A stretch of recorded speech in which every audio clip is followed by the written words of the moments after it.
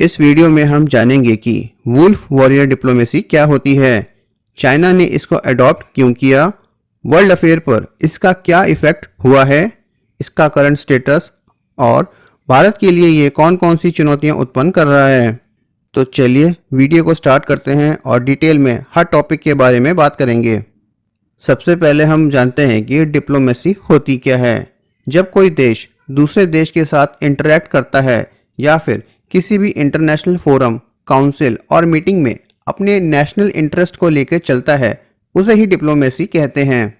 इस दुनिया में किसी भी देश का ना तो परमानेंट दोस्त होता है और ना ही परमानेंट दुश्मन। बस एक ही चीज इंपॉर्टेंट है, नेशनल इंटरेस्ट। वक्त के साथ दोस्त दुश्मन हो जाते हैं और दुश्मन दोस्त। इसका सबसे बढ़िया एग्जाम्पल है भारत और अमेरिका के रिश्ते। अब ये वुल्फ वॉरियर डिप्लोमेसी क्या होती है?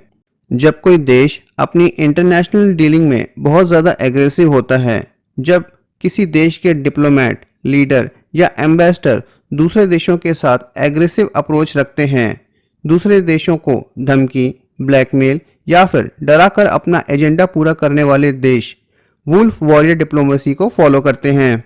वैसे ये शब्द एक चाइनीज मूवी से लिया गया है जिसका नाम वुल्फ वॉरियर है। इस मूवी में देशभक्ति, सीक्रेट ऑपरेशन और बहुत सारी फाइटिंग है, जैसे इंडियन मूवी उरी में है। अब दूसरा क्वेश्चन उठता है कि चाइना इस प्रकार की डिप्लोमेसी को क्यों फॉलो कर रहा है। इसका सिंपल सा आंसर है कि चाइना अब अपने आप को एक सुपर पावर मानता है। अपने नेशनल इंटरेस्ट और अपने इन्फ्लुएंस को बनाए रखने के लिए वो साम दाम दंड भेद सभी अपना रहा है।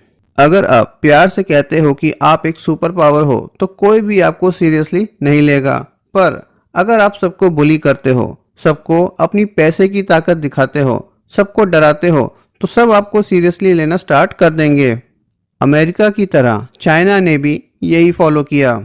एग्रेसिव डिप्लोमेसी के द्वारा चाइना पूरी दुनिया को द ग्रेट चाइना स्टोरी दिखाना चाहता है। आज जीडीपी के मामले में चाइना यूएसए के लगभग बराबर है। वेल्थ, डिफेंस और टेक्निकल नॉलेज में चाइना आज बहुत आगे निकल गया है। हाँ, ये अलग बात है कि चाइना की ज़्यादातर टेक्नोलॉजी चोरी और रिवर्स इंजीनियरिंग के द्वारा हासिल की गई हैं। जी जिनपिंग अपने देश में नेशनलिज्म को सपोर्ट करने के लिए ट्रेड, मिलिट्री और एग्रेसिव फॉरेन पॉलिसी को हथियार बना रहा है। जी जिनपिंग से पहले के प्रेसिडेंट जैसे हु जिनताओ या फिर जियांग जेमिंग लो प्रोफाइल डिप्लोमेसी और सॉफ्ट पावर प्रोजेक्शन डिप्लोमेसी को फॉलो करते थे, पर 2013 में जी जिनपिंग के आने के बाद से ही चाइना का स्टांस ग्लोबली बहुत ज़्यादा चेंज हुआ है। जी जिनपिंग को एक स्ट्रॉन्ग और एग्रेसिव लीडर की तरह देखा जाता है। वर्ल्ड अफेयर पर इसका क्या असर हुआ है और इसका करंट स्टेटस।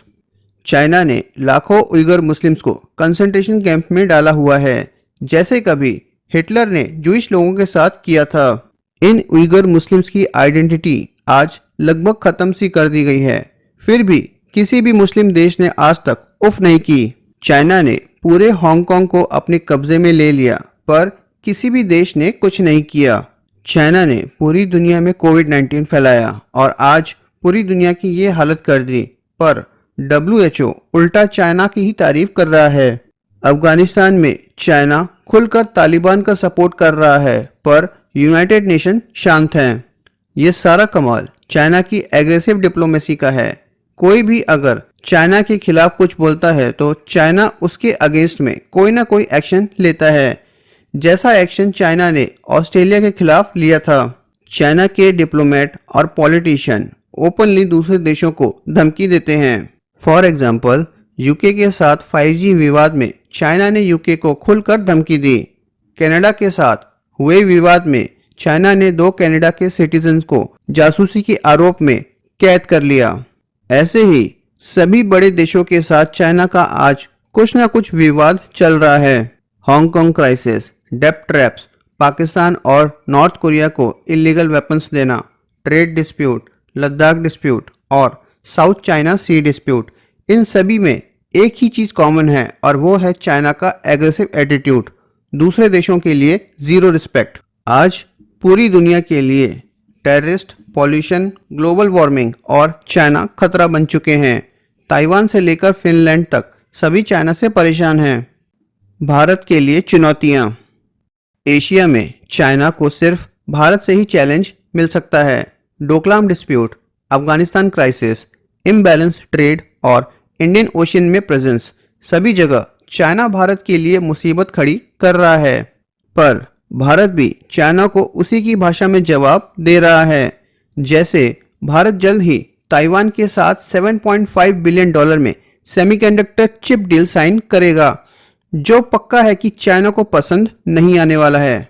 इंडियन ओशियन में चाइनीज नेवी की प्रेजेंस को देखते हुए भारत ने भी अपने डिस्ट्रॉयर और फ्रिगेट्स को साउथ चाइना सी और पैसिफिक ओशियन में डिप्लॉय कर रखा है।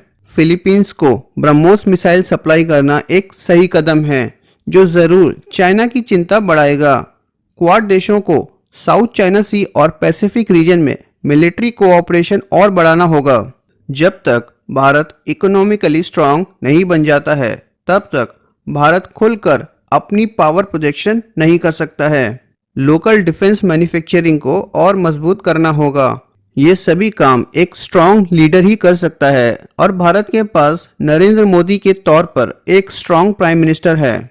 आप लोगों को ये वीडियो कैसी लगी, कृपया करके कमेंट सेक्शन में ज़रूर बताइएगा और पाकिस्तानियों से निवेदन है कि वो कमेंट सेक्शन में गंदगी ना फैलाएं।